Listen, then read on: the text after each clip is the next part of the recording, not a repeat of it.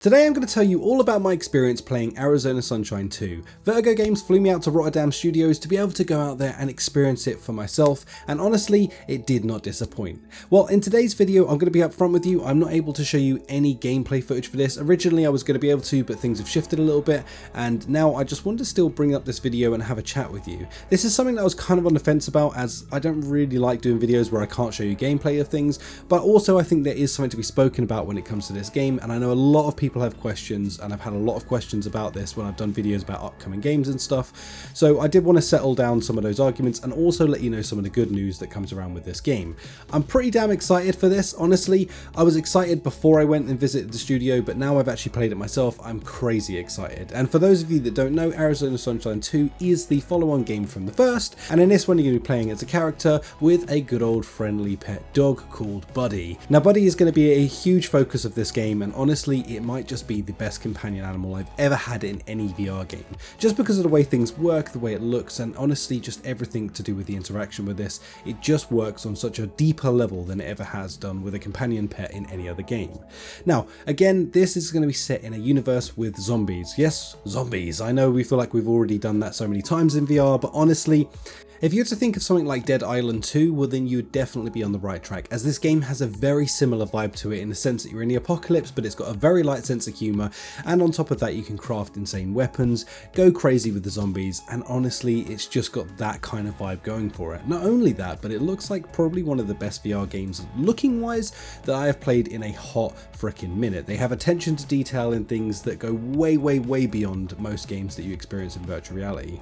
Silly little things like I made an explosion at one point and you could see the actual palm tree leaves like float back from it. It was just, yeah, attention to detail is on point.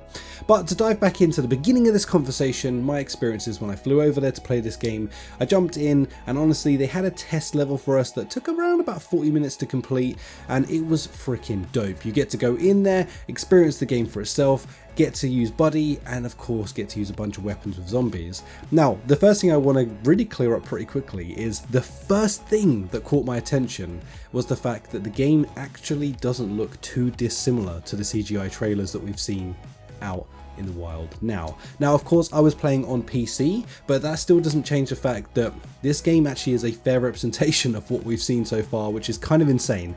I was not expecting that to any degree, and it was a genuine surprise of mine to jump in there and just be like, kind of jaw dropped. It was a big moment for me to realize that for once a CG trailer actually wasn't a letdown. This thing is pretty damn close to this.